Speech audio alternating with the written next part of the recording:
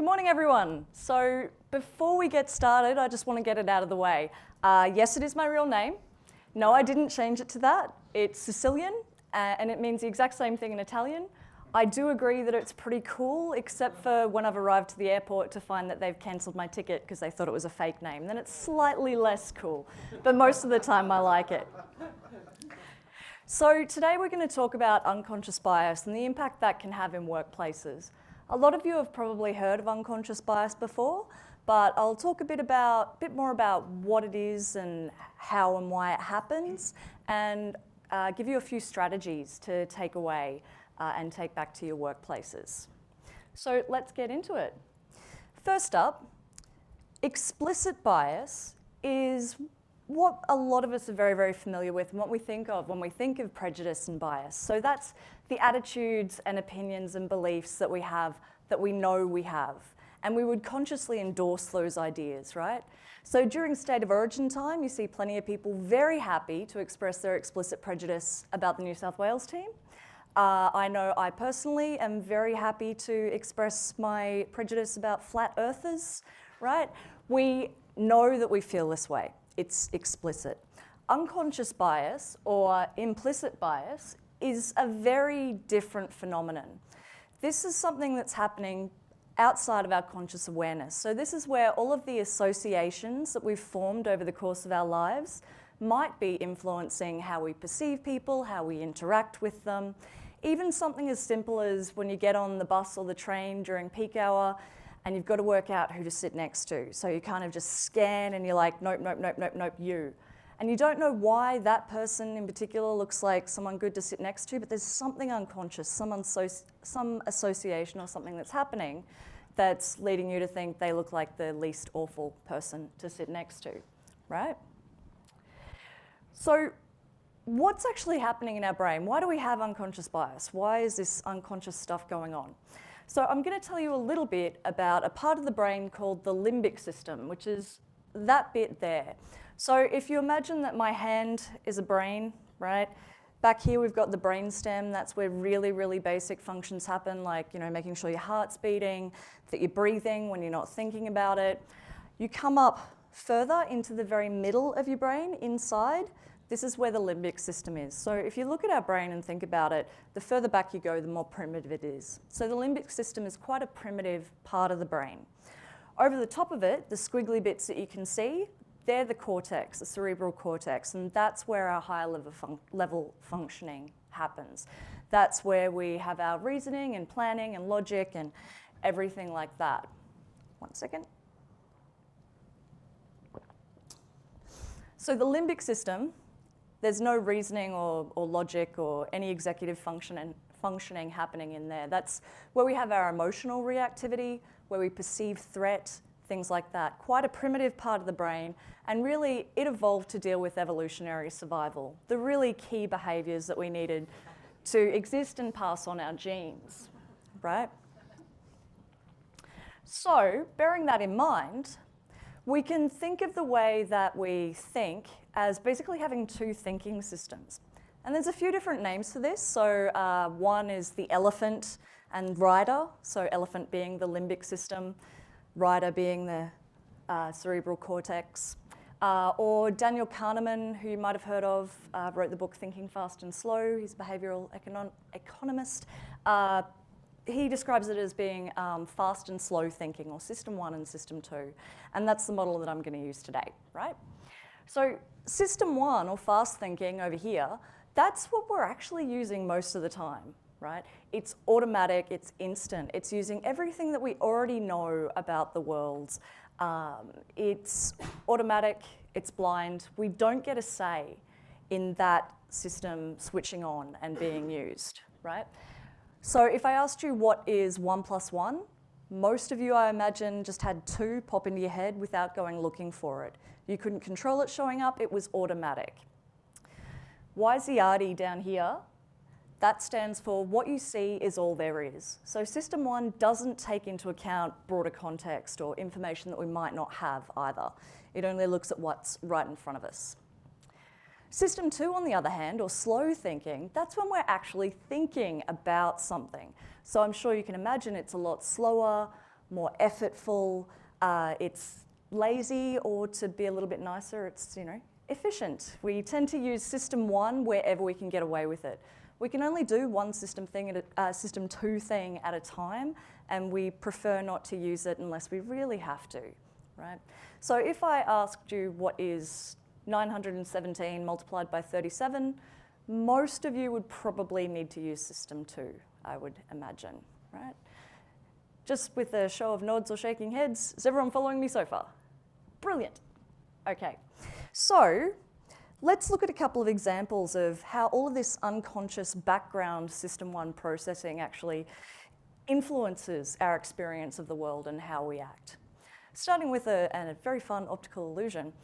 So looking at this checkerboard here, which you might have seen before, doesn't matter, will still work no matter how many times you look at it. Looking specifically at squares A and B, do they appear to be the same or different shades of grey? Whenever I look at it, A is a dark square, B is a light square. It's completely obvious. Does anyone see any differently? No? Okay. In reality, they are actually the exact same shade of grey. But what's happening here is there's other information in the picture that we know, that we've learned, right? So we know that there is a shadow being cast by this cylinder.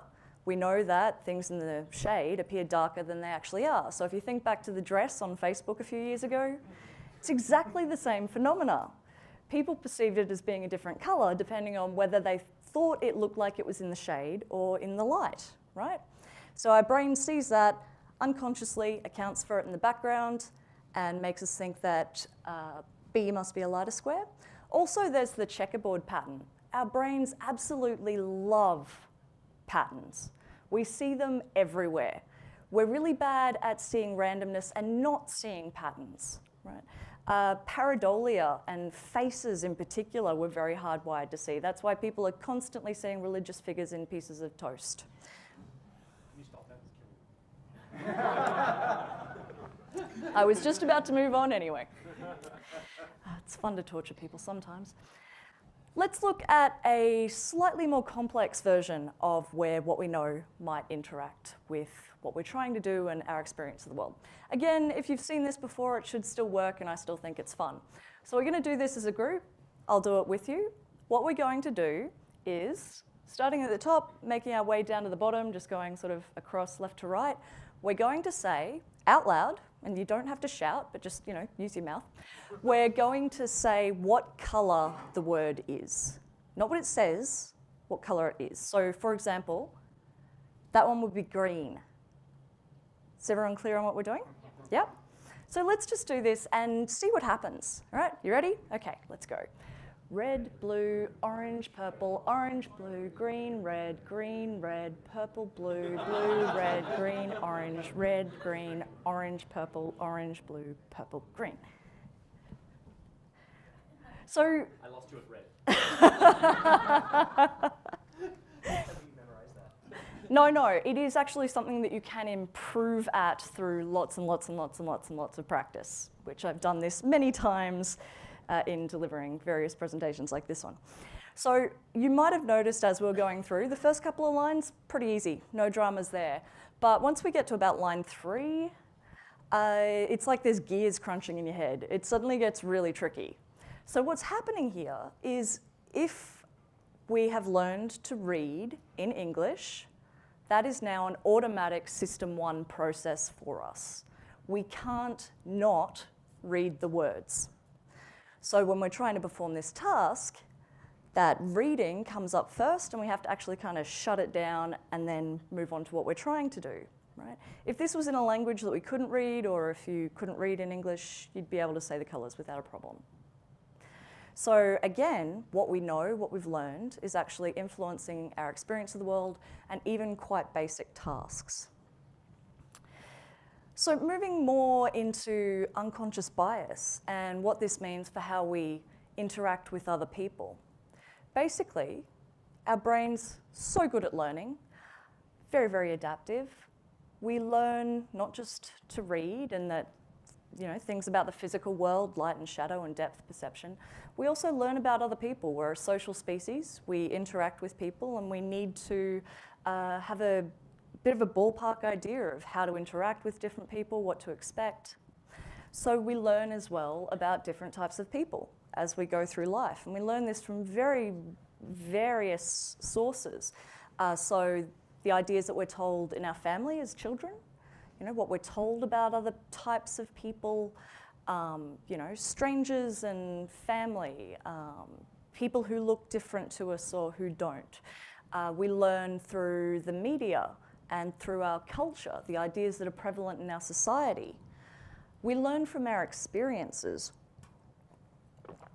We learn very rapidly from experiences. If you touch a hot stove as a child, you're probably not going to go around touching any other stoves, right? You've learnt that association just straight off, right?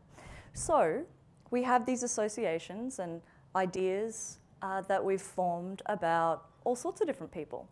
If you've ever met someone and taken an instant dislike to them because something reminds them about someone who was a jerk to you in school, right? That's an association that's being triggered. Similarly, you meet someone and you instantly just really like them, and it's because something in the way that they speak reminds you of a really good friend.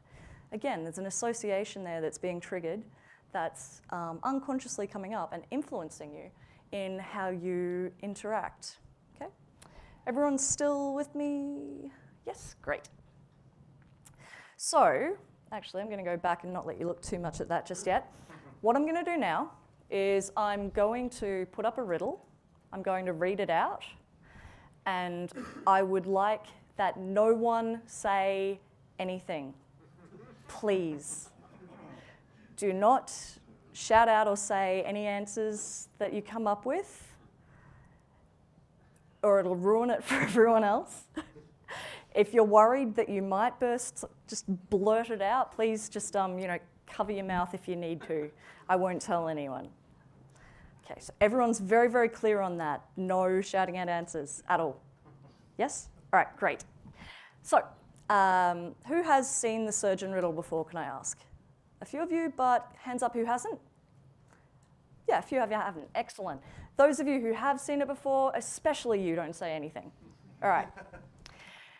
A young boy and his father are in a car accident, and the father dies at the scene. The boy is rushed to the hospital and taken immediately into surgery, but the surgeon steps out of the operating room and says, "I can't operate on this boy, he is my son." The question here, and please, again, no answers out loud, is who is the surgeon? So take a moment to just have a bit of a think about that if you haven't seen it before. I'll give you a moment and then put you out of your misery.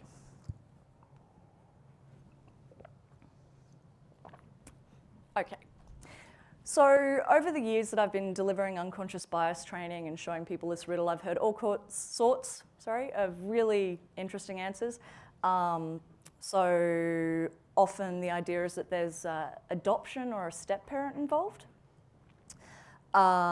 First time I saw it was, my thought was that, you know, there was a same-sex couple, he had two dads.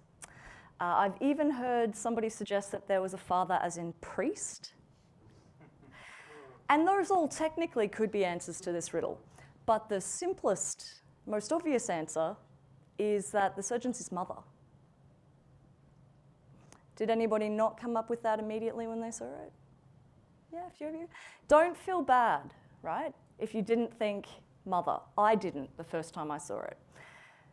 Seeing this riddle and not immediately thinking mother doesn't mean that you don't think women can be surgeons or that women shouldn't be surgeons. It's a product of what we've learned to expect. If all we've seen time and time and time again is examples of surgeons being male, then that's the best information that our unconscious mind has to go off. So that's what we will see when we think of and picture a surgeon, right? So what we've learned can be really powerful in how we perceive things, how we expect people to behave. So what's really sad, though, is these thoughts and these associations and assumptions influence our actions, how we treat people, how we interact with people, what opportunities we give people, right? So when we have unchecked, unconscious biases about different types of people, the implications are huge. Basically, any time we're interacting with or making decisions about people, there's the potential for our unconscious associations and assumptions and knowledge to influence that, right? So this can affect our team performance, you know. Even in workplaces, and you've probably noticed this yourself, people have their assumptions and associations and stereotypes about different teams and different areas of work in the organization, you know. So like the marketing team, they're all party animals, and the accountants are all really boring, right? And that can influence how we're going to work together. How we interact with clients, whether we're really helpful and go the extra mile, or whether we just really brush them off and are quite cold to them because they remind us of a client that we had a real problem with some other time, right? Who we hire is a big one.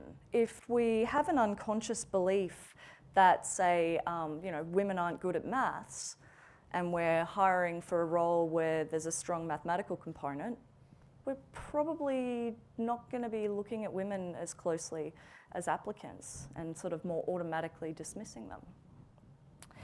So when we have unconscious biases that are unchecked and running rampant in our workplaces, influencing how we interact, who we hire, who we promote, we end up in a situation where we have really homogenous teams.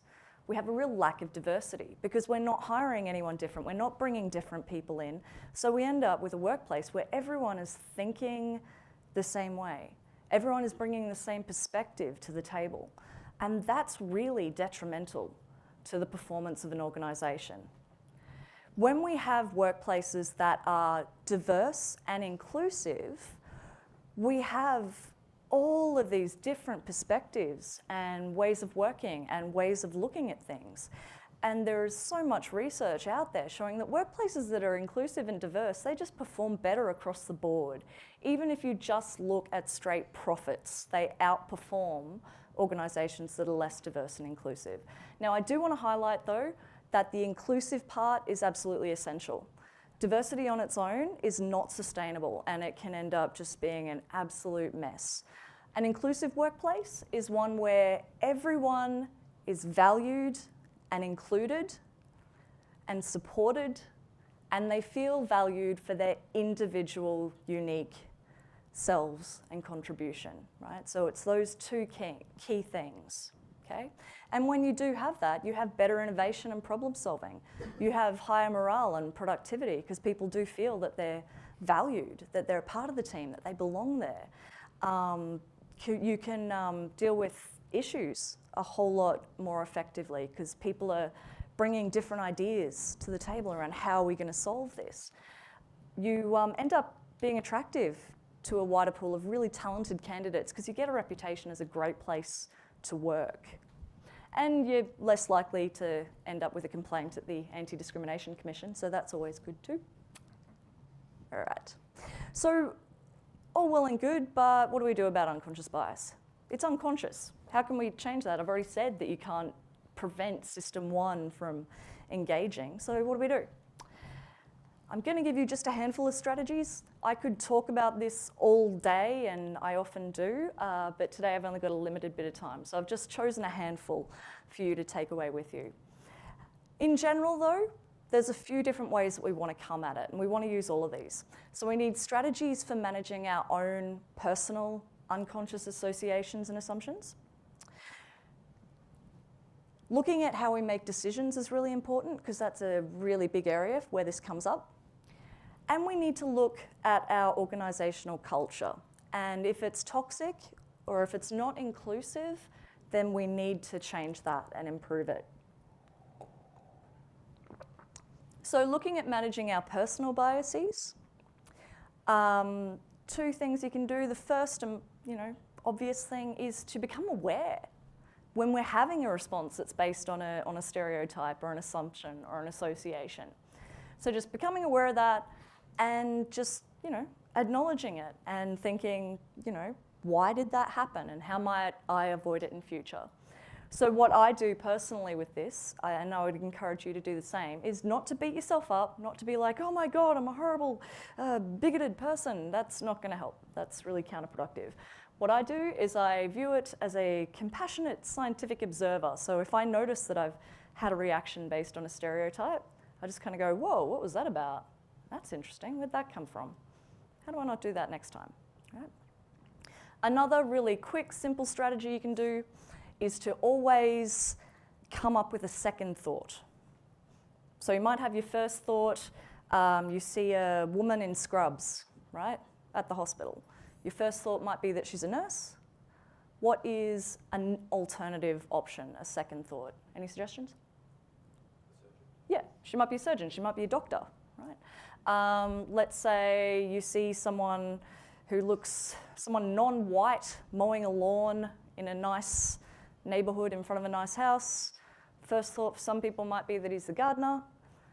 Second alternative thought, he's the homeowner, right? So just always catching yourself and trying to think, all right, what's an alternative? That can be a handy little strategy too. There are a lot more, and I encourage you to go and read up, but again, in the interest of time, keeping it brief. All right, looking at how we make decisions. This is, a really key time to be aware of our unconscious biases when we're making decisions about people. So again, there are various things that you can factor in here, but I'm just going to tell you about a couple of things. First up, think slow. Make a conscious choice to use System 2 here. Don't just go off your gut. Though your gut does sometimes have some useful information, don't rely on it alone. Look at actual facts. Use fact-based deductive techniques and think slowly.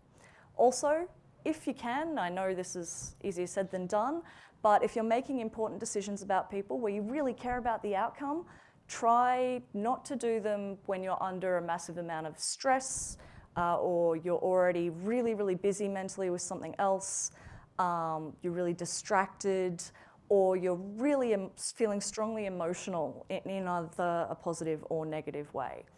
Whenever we're under pressure, whenever we're stressed, whenever our brain's already using System 2, we're going to fall back on shortcuts and System 1, right? Because we can only do one System 2 thing at a time.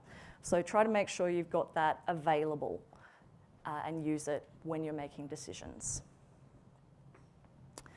Organizational cultural change. As I said, this is really important. You can do everything you want to do around changing your recruitment practices and hiring more of the right people. But if they're coming into a culture that's not inclusive or that's full of still unconscious or even conscious bias, it's not going to work. I saw this quote the other day and I thought it was just perfect, right? It's so true.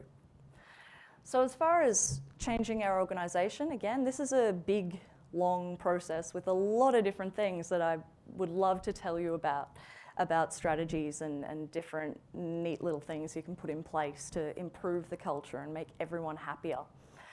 But at its core, kind of need to just look at everything. Develop an awareness, first and foremost, of unconscious bias and the benefits of inclusive workplaces. And you can do that through training and workshops. You can do that through reading. There are lots of really great books and resources out there. There's heaps of information online and even like YouTube videos, stuff like that. But first up, you can't really do anything about it until you know about it. Secondly, you need to look at your policies. And these are your policies across the entire employment life cycle. So not just recruitment and selection, but also promotion and who's getting professional development opportunities and how are people getting paid and how are those decisions made? What are your harassment policies like and everything? Take a look at it, see if there's anywhere it could be improved, anywhere that it's just leaving itself wide open for unconscious bias to play a role. Look at your practices. Again, across the board, how are we doing things? What's the actual vibe? Who is it who does the dishes in the workplace? Is it always the women, or do we have a culture where everybody does their own damn dishes, right? So looking at all of your practices, and there needs to be accountability. At the end of the day, if no one is reporting on this or needing to demonstrate that they've done something, chances are there'll be a lot of good intentions, but it'll sit at the bottom of the priority pile and probably not get done. Now I'm going to talk a little bit more about recruitment and selection specifically, because even though this isn't the only area you would need to focus on, I know this is one a lot of people are particularly interested in. So, few things we can do looking at recruitment selection. Blind recruitment is an option. A lot of you have probably heard about that. It's getting more popular. That's where, for roles where there might be a bias, conscious or unconscious, against certain demographic groups, when you're shortlisting, you actually just take off all the identifying information so that you can only look at the application's facts. What are this person's skills, abilities, experience, all of that. In some situations, this works really well, but I would advise caution. There's been some more recent research looking in the state government. It wasn't Queensland, it was down in Sydney, I think. And they found that when hiring for more senior positions in the state government, blind recruitment actually disadvantaged women because they had specific initiatives, and when they knew that an applicant was a woman, because they were trying to increase the number of women in senior positions, that actually was an advantage.